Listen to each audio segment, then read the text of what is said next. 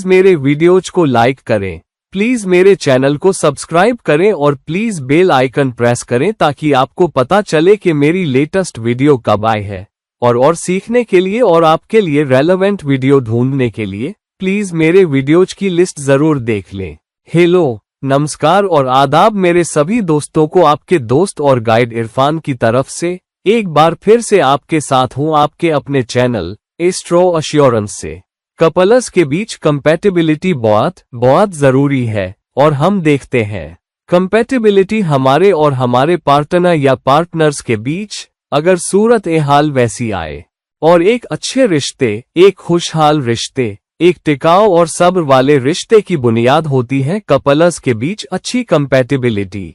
और कंपैटिबिलिटी क्या है?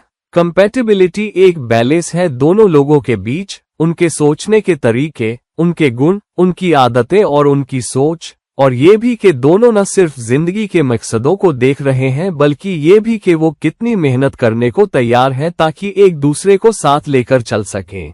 और इस चीज को एक दूसरे को साथ लेना, यही कंपैटिबिलिटी फैक्टर्स की बुनियाद है।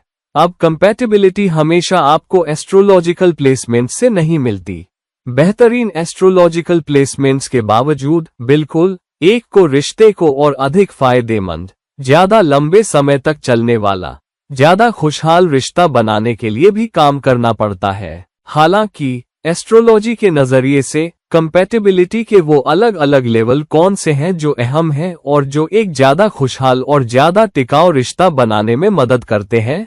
अब कंपैटिबिलिटी का पहला लेवल है बिल्कुल गुण मिलान, जहां आप देख रहे होते हैं कि हम कंपेयर कर रहे होते हैं पॉइंट्स कि क्या मुझे 36 पॉइंट्स मिले हैं। आपको पता है कपल्स के बीच और के कपल्स के पास कुल मिला के 36 पॉइंट्स हैं या नहीं।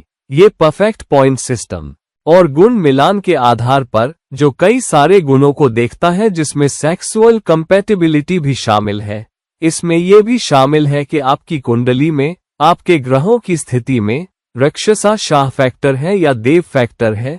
उसके आधार पर दो कपल्स के बीच के 36 पॉइंट्स को शुरुआती पॉइंट के तौर पर देखा जाता है। कई बार लोग 36 पॉइंट्स को देखकर ये मान लेते हैं कि ये एक बहुत बढ़िया कंपैटिबल मैच है। आपको पता है, लेकिन ऐसा नहीं है। वो सिर्फ पहला लेवल है। अगर आपको अच्छे पॉइंट्स मिल जाएं, मान लो 26, 28 से ऊपर या जो भी हो, तो वो एक शुरुआती बिंदु है कि ये कम से कम कागजों पर एक ठीक मैच लगता है या अच्छा मैच लगता है या बराबरी का मैच लगता है। कुंडलियों को मिलाना जरूरी है। मिसाल के तौर पर उम्र की लंबाई देखने के लिए अगर किसी एक पार्टनर को हेल्थ का, सेहत के जोखिम का फैक्टर है तो रिश्ता छोटा पड़ सकता है क्योंकि किसी एक पार्टनर की मौत हो सकती है और ये उन सबसे नाजुक फैक्टर्स में से एक है जिसे देखने की जरूरत होती है। अब कोई ये बिल्कुल नहीं देख सकता कि उम्र कितनी लंबी है या नहीं। हालांकि कुछ संकेत एक समझदार ज्योतिषी को पता चल सकते हैं जो अपनी कला जानता हो, जो अपने संकेतों को गहराई से देखना जानता हो। और इस मोड़ पर अगर किसी एक पार्टनर के लिए उम्र का कोई फैक्टर लगता है तो दूसरी बात यह है कि क्या दोनों पार्टनर्स के घरेलू जीवन के बीच भी कोई चैलेंज है।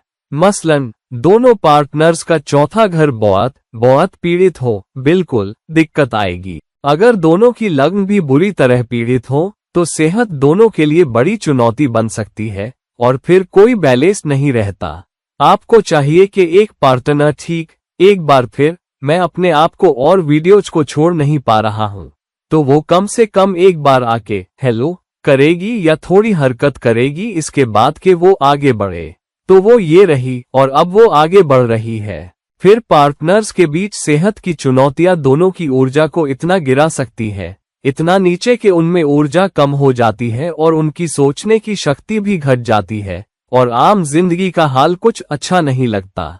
अगर दोनों की लग्न बुरी तरह पीड़ित है तो जाहिर है कि दोनों के करियर, अगर वो काम करने वाले लोग हैं, दोनों को अपने 10वें घर में और 11वें घर में भी दिक्कतें होती है, तो वहां भी चुनौती आ सकती है। तो ये हुआ कुंडली मिलाने का लेवल। फिर तीसरा लेवल आता है जहां आप साइन एनर्जीज को देखते हैं, जहां अगर लग्न एक दूसरे के केंद्र में हो, खास तौर पर मिसाल के तौर पर ऐसा क्यों कहा जाता है कि 7वां घर पति पत्नी का घर होता है? क्योंकि साइंस की विपरीत ऊर्जाएं उन्हें ज्यादा कंपैटिबल बनाती है। तो ऋषियों को पता था कि सोचने की शक्ति में भी संतुलन होना चाहिए, और ये भी कि इंसान कैसे सोचता है, उसके गुण, और इसलिए विपरीत साइन को बेहतर संतुलन माना गया है, या फिर वो एक दूसरे के केंद्र में हो। मिसाल के तौर पर एक का जन्म मेष में हुआ, दूसरे का कर्क में, या एक का जन्म मकर में हुआ, दूसरे का कर्क में, या एक का जन्म तुला में हुआ और दूसरे का मेष में, तो वहां भी कंपैटिबिलिटी ठीक है। चुनौती तब आती है जब लग्न एक दूसरे से 6-8 में हो, या 3-11 में हो, या एक दूसरे से दूसरे में 12वें में हो। तो एक साइन दूसरे से 12वां होगा, उसके बाद ही दूसरा साइन बनेगा। तो इन फैक्टर्स को भी देखना पड़ता है, क्योंकि फिर ऐसा होता है कि अगर एक का जन्म मेष में हुआ तो दूसरा मीन में। अब मीन साइन मेष साइन से 12वां है, तो जाहिर है कि एक साइन दूसरे के लिए नुकसान वाला साइन बन रहा है, तो कंपैटिबिलिटी की दिक्कतें आ सकती है। अगर ये 1-3 का रिश्ता है, मिसाल के तौर पर एक मेष है और दूसरा मिथुन में पैदा हुआ है, तो जो साइन से तीसरा होता है उसे जाहिर तौर पर ज्यादा मेहनत करनी पड़ेगी, क्योंकि दूसरा साइन दूसरे से 11वां साइन होता है। मिसाल के तौर पर मिथुन का तीसरा साइन मेष से होता है, तो मेष वाले इंसान के लिए, क्योंकि मेष साइन मिथुन से 11वां है, तो मेष साइन मिथुन वाले के लिए ज्यादा फायदेमंद बनता है। हालांकि मिथुन साइन मेष वाले के लिए एक काम चालू हो जाता है, जहां इंसान को रिश्ते में खूब मेहनत करनी पड़ेगी, तब जाके रिश्ता टिकेगा, यानी मेष वाले के लिए। तो इसे देखना पड़ता है। दूसरी चीज है 6-8 का रिश्ता होना, जहां एक साइन दूसरे से 8वां होता है और दूसरा साइन पहले से 6ठा होता है। फिर चुनौतियां आ सकती है, कंपैटिबिलिटी की दिक्कतें भी आ सकती है, गलतफहमियां भी हो सकती है, और रिश्ते में अचानक चुनौतियां भी रिश्ते में उथल पुथल ला सकती है। तो इससे बचना चाहिए। 6-8 आपको पता है, साइन वाला रिश्ता भी टालना चाहिए, या अगर टाला नहीं जा सकता तो भी कपल्स को इसे गौर से देखना चाहिए। भले ही ज्योतिषी कहे या अगर उनमें चुनौती हो, बार बार चुनौती हो, तो उन्हें कुंडलियों में गहराई से देखना चाहिए और चेक करना चाहिए कि क्या लग्न एक दूसरे से सही स्थिति में है। अगर ऐसा नहीं है तो फिर तीसरे लेवल की मिलान में चंद्र साइन फैक्टर भी आ जाता है। चंद्र साइन फैक्टर क्या है? अगर एक का चंद्र साइन दूसरे से 3-11 के रिश्ते में है, मिसाल के तौर पर 3 और 11, तो दिमाग एक ही लाइन पर नहीं सोचता। लग्न का एक दूसरे के केंद्र में होना जाहिर तौर पर अच्छी बात है, लेकिन 6-8 या 1-3 का रिश्ता या 3-11 का रिश्ता अगर मैं कहूं तो वो भी चुनौती हो सकती है, लेकिन ये आम सामान्य लेवल पर है। हालांकि जब चंद्र साइन एक दूसरे के केंद्र में ना हो और खास तौर पर चंद्र साइन आपस में 6-8 हो, तो सोच मेल नहीं खाती। एक इंसान एक दिशा में सोच रहा है, दूसरा दूसरी दिशा में सोच रहा है, और इसी वजह से कंपैटिबिलिटी की दिक्कतें भी हो सकती हैं।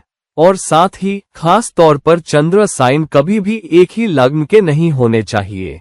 मिसाल के तौर पर दोनों चंद्रमा, दोनों पार्टनर्स का चंद्रमा मेष में नहीं होना चाहिए, या दोनों पार्टनर्स का चंद्रमा मकर में नहीं होना चाहिए, या दोनों पार्टनर्स का चंद्रमा एक साथ कन्या में नहीं होना चाहिए। अगर कन्या में है तो दोनों बहुत विश्लेषणात्मक हो जाते हैं, दोनों बहुत शिकायत करने वाले हो सकते हैं, दोनों एक दूसरे में निकालने की कोशिश कर सकते हैं, और फिर दिक्कत हो सकती है। अगर दो लोग एक दूसरे के बारे में बहुत ज्यादा विश्लेषण करें और एक दूसरे को माफ करने वाला ना हो, तो चुनौती हो सकती है। अगर दोनों का चंद्रमा मेष में है तो आक्रामकता रिश्ते की पहचान बन जाती है और चुनौती हो सकती है। अगर दोनों का चंद्रमा मीन में है तो दोनों बहुत कल्पनाशील, बहुत अवास्तविक हो जाते हैं, और दोनों धरती से जुड़े नहीं होते। और फिर वो फैसले लेते हैं जो धरती से जुड़े नहीं होते, जो व्यवहारिक नहीं होते, और फिर दोनों को एक साथ चुनौतियों का सामना करना पड़ सकता है। तो चंद्र साइन भी एक रिश्ते में बहुत अहम हो जाता है, जहां कंपैटिबिलिटी भी देखनी पड़ती है। और 6-8 का रिश्ता जाहिर है चंद्र साइन के रिश्ते में जितना हो सके उतना टालना चाहिए।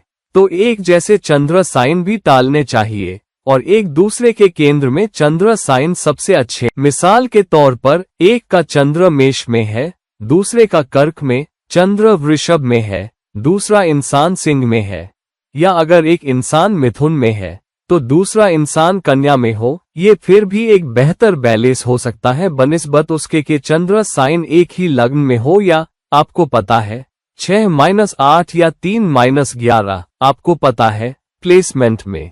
दूसरी बात ये भी है अगर दोनों चंद्रमा बुरी तरह पीड़ित हों। अगर दोनों के लिए चंद्रमा पीड़ित है, मिसाल के तौर पर दोनों के लिए वो सूर्य से 1 या 2 डिग्री के अंदर दग्ध है, या दोनों का चंद्रमा वृश्चिक में है, दोनों का चंद्रमा ग्रहण में है, मिसाल के तौर पर चंद्रमा चाहे किसी भी साइन में हो, मिसाल के तौर पर एक का चंद्रमा मेष में है लेकिन केतु के साथ, और दूसरे का धनु में है लेकिन केतु के साथ, तो चंद्रमा गहरे ग्रहण में होता है और ऐसे रिश्ते से भी बचना चाहिए, क्योंकि ये कंपैटिबिलिटी का तीसरा लेवल है और ये थोड़ा खतरनाक भी हो सकता है, क्योंकि यहाँ ठीक से सोचने और सही चुनाव करने की शक्ति पर असर पड़ता है। आखिरी लेकिन कम नहीं, आपके सारे मिलान के बावजूद अगर आपके कर्म में कुछ ऐसा है, आपको पता है, जहां आपको अपने कर्मों से गुजरना ही होगा क्योंकि संचित कर्म लदा हुआ है, तो वहां भी चुनौतियां आ सकती हैं। मैंने पहले भी संचित कर्म पर कुछ वीडियो बनाए हैं कि ये कैसे असर दिखाता है और कैसे, आपको पता है, कुछ साइंस को कुछ न कुछ झेलना पड़ता है, तो प्लीज इसे देख लीजिए। हालांकि 70,000 फीट के लेवल पर अगर आपका छठा घर बहुत बुरी तरह पीड़ित है और आपका 9वां घर बहुत बुरी तरह पीड़ित है, तो आप पर बहुत सारा कर्म ऋण भी चढ़ा हुआ है, क्योंकि छठा घर वो घर है जो भृगुभो है, जो आपका आगे लाया हुआ कर्म है और उस कर्म को चुकाना ही पड़ता है। और छठा घर इसलिए भी अहम हो जाता है क्योंकि छठा घर रिश्ते से 12वां घर होता है, तो सबसे पहले कर्म आपको रिश्ते में चुकवाता है, क्योंकि गृहस्थ आश्रम सबसे अहम आश्रम है। तो अगर आप पर बहुत सारा कर्म ऋण है, तो रिश्ता वो पहली चीज है जिसमें कर्म आपको चुकवाता है। आपका करियर या आपकी रोजी रोटी दूसरी चीज है जिसमें कर्म आपको चुकवाता है। सेहत तीसरी चीज है जिसमें कर्म आपको चुकवाता है। तो ये 4 क्षेत्र है और अगर आपको इन चारों में चुनौती का सामना करना पड़ रहा है, तो निश्चित तौर पर एक बड़ी चुनौती है जो आप अपने कर्म ऋण के हिस्से के तौर पर ढो रहे हैं। लेकिन फिर से रिश्ते की तरफ लौटते हैं। रिश्ता सबसे पहली चीज है जो प्रभावित होती है अगर दोनों पार्टनर्स के लिए छठा घर बुरी तरह पीड़ित हो, और अगर 7वें लॉर्ड का किसी तरह से छठे घर से मेल हो, या शुक्र का छठे घर से दुश्मन की राशि में ज्यादा मेल हो, तो कंपैटिबिलिटी प्रभावित हो सकती है। तो जब आप कंपैटिबिलिटी का पहला लेवल गुण मिलान में देखते हैं, दूसरा लेवल एस्ट्रोलॉजिकल कुंडली मिलान में देखते हैं, तीसरा लेवल जो कई बार नहीं किया जाता, वो बहुत जरूरी भी नहीं होता, लेकिन एक कपल के लिए, खास तौर पर अगर वो चुनौतियों से गुजर रहे हो, तो उन्हें गहराई से देखने की जरूरत होती है कि उनके रिश्ते को क्या दिक्कत है। और ये सिर्फ लग्नों पर, आपको पता है, उनके एक दूसरे से प्लेसमेंट पर निर्भर नहीं है, बल्कि चंद्र साइन पर भी जो भूमिका निभाता है और जो कर्म ऋण वो ढो रहे हैं, जो सबसे पहले रिश्ते पर आघात करता है, वो भी अपनी भूमिका निभा सकता है। तो दोस्तों, ये है रिश्ते में कंपैटिबिलिटी के तीनों लेवल। अपनी कुंडलियों में देखिए और उससे पहले अपनी जिंदगी में देखिए और जानिए कि आपको अपने पार्टनर के साथ बहुत अच्छी कंपैटिबिलिटी है या चुनौतियां हैं, और वो चुनौतियां कैसी है। आपकी कुंडली आपको बहुत सारे जवाब देगी कि वो चुनौतियां क्यों बनी रहती हैं और आप उनके बारे में क्या कर सकते हैं। और आपको ये समझने के लिए कि आपको कहाँ, आपको पता है, ज्यादा फोकस रखना है, कहाँ आपको पता है, बेहतर बैलेंस बनाना है, ताकि आप और आपका पार्टनर एक लंबा, टिकाऊ, सब्र वाला, फायदेमंद और खुशहाल विवाह कर सकें। तो दोस्तों, इस वीडियो को लाइक करें, इस वीडियो को शेयर करें, और अगर आप मुझसे कोई निजी परामर्श लेना चाहते हैं, तो प्लीज नीचे मुझसे संपर्क करें। और किसी और वीडियो के साथ किसी और वक्त तक, ये रहे आपके दोस्त और गाइड इरफान, साइन ऑफ कर रहे हैं। नमस्कार।